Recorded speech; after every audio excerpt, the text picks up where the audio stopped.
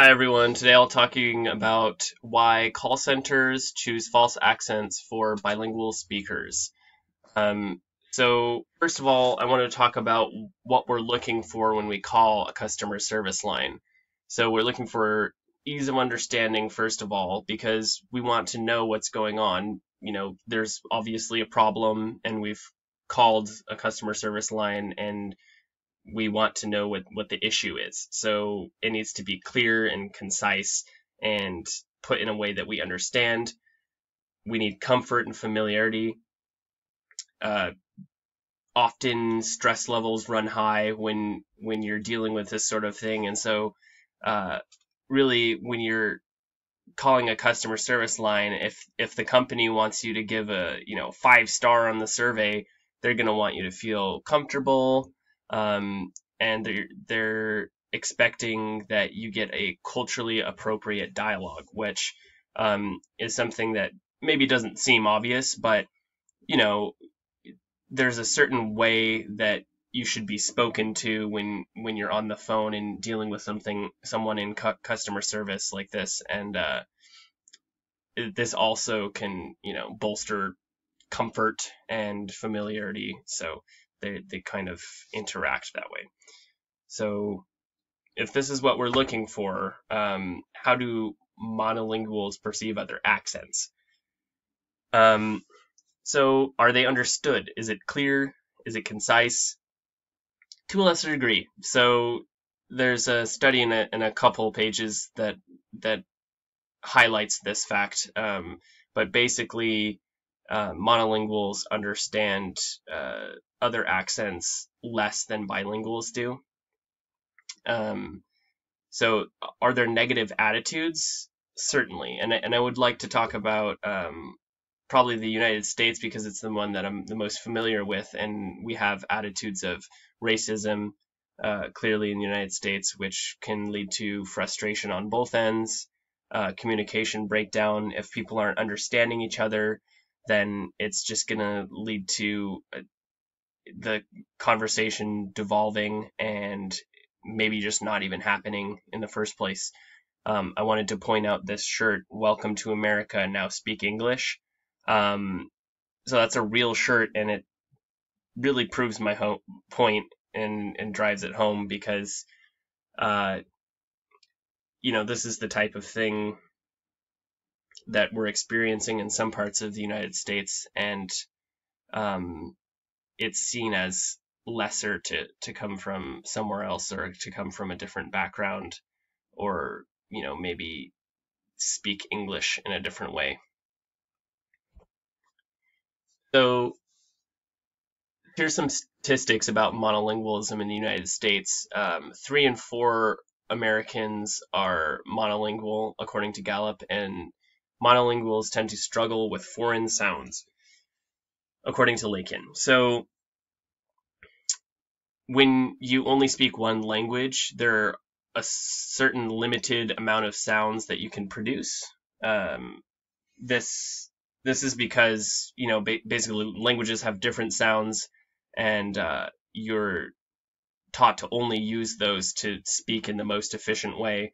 So maybe if you hear someone who uses a trill sound and they say the word really instead of really, you might not understand them because you're not used to this trill sound. Now, I mean, if you're saying, well, I understood that. I mean, that's more of a common sound, but it gets more complicated at the phrase level as well. And so, how can a society affect the way that bilinguals perceive different accents? I'd like to introduce the concept of ethno-linguistic vitality, or ELV, that was spoken about in Holmes.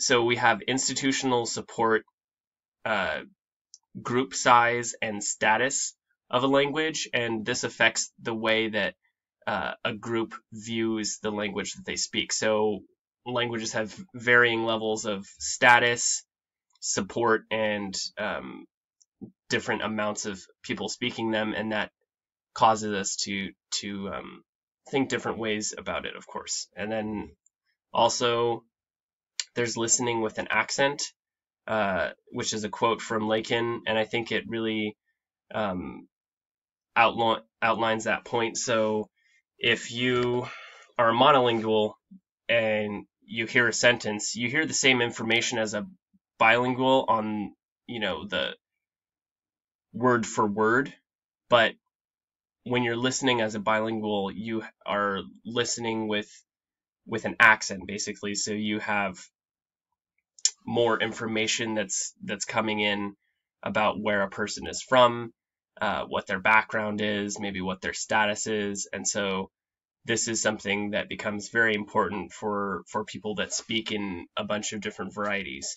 And so monolinguals also have this, but they maybe don't understand fully, what the accents convey, unless it's like a popular accent or something that they recognize, or if they in fact have that variety too. Okay, so here's the study on bilingualism and speech recognition. So this study was conducted in Israel with a group of bilingual speakers in Hebrew monolinguals, and then also a third group of people reading Hebrew words in foreign accents. So they had people from the United States, they had a Russian accent, they had an Arabic accent, and I think a couple others.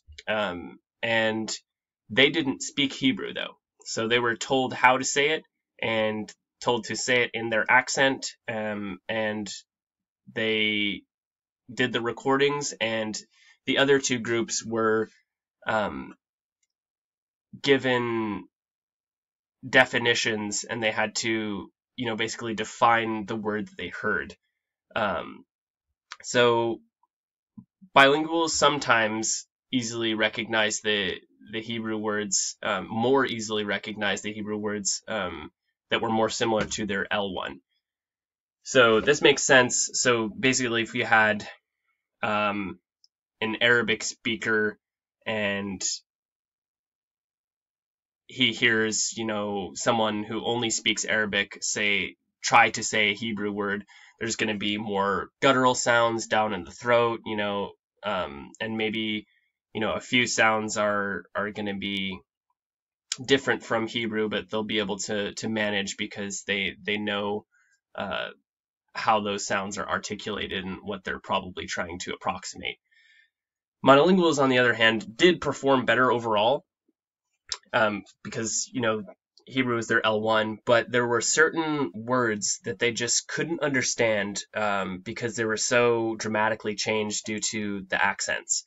And bilinguals, of course, only more easily recognized a wider range of accents because they can distinguish a large phonemic inventory, which is important.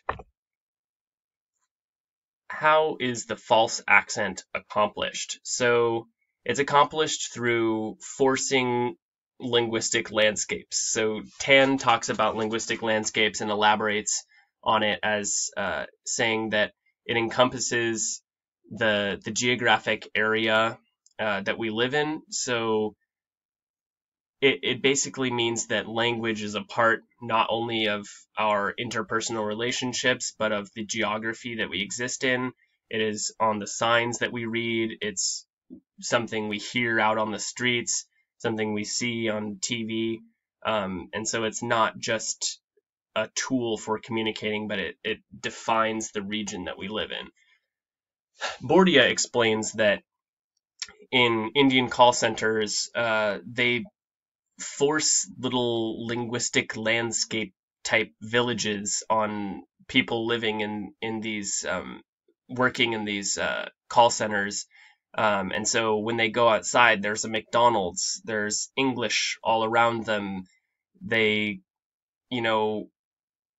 screen films in English as well, and they are forced to feed themselves media and basically live and breathe the life of someone else, someone who lives in the United States possibly, or someone in Australia, or whatever the target accent is. And this definitely has implications So what are the cultural implications within bilingual societies? Loss of ethno-linguistic vitality.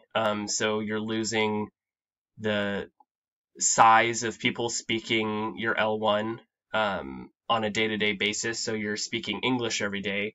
Your language is losing status. It's shown as like more important to speak English. So of course you're going to think, okay, well, if I want a job, I have to speak English. So why is my L1 important?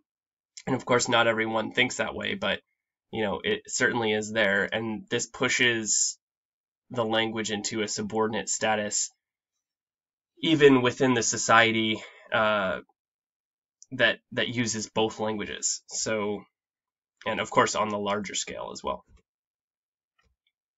What is the outcome of the target audience society? So, the ability to discern all varieties in English is lost. There are tons of people speaking English all over the world, and now we're not able to understand them because we forced ourselves into a corner. How are we perceived? As domineering and uneducated. People who go through the education system and learn English in their country with an accent are speaking to us, and we don't understand them. That doesn't really bode well for us. And we also seem uncompromising. So we're not willing to try to understand. Why should we care about this? So, of course, the generic world peace, but it really is important. So, a lot of the reasons why people fought in the past was just miscommunication, cultural misinformation, not understanding each other.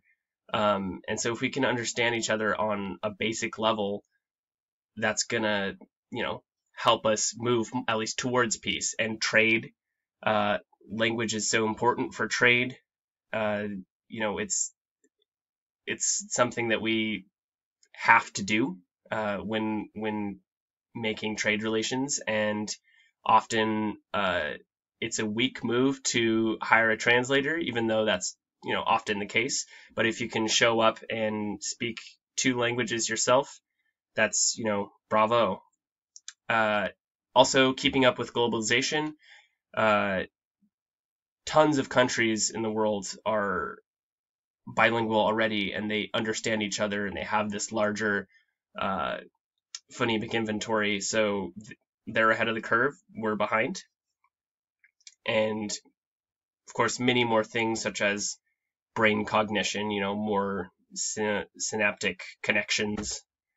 So I don't think just media, Western culture, or capitalism by themselves are to blame.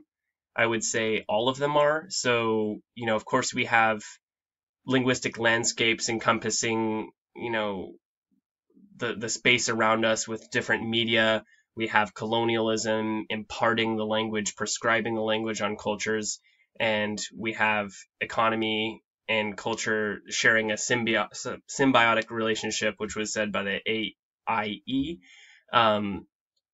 which means that they go hand in hand, basically. If you want to have an economy, you have to have a culture, and they basically feed off of each other. So it's important to have understanding of both. Possible solutions: representation in media, schooling, like bilingual education, like they do in Singapore, diversity, cultural exchange. All of these things are going to help us towards a more globalized world, and basically moving the United States into the 21st century. So we have a market that demands uniformity, companies competing to fit standards, multilingual societies losing language and culture, the US falling behind on the world stage, a need for US to model bilingual cultures, multilingual societies regaining their status, and everyone recognizing and supporting a diversity in a globalizing world is the end goal. So let's give it a shot, guys. Here are my references. Thank you, and Hangavad and Nanji.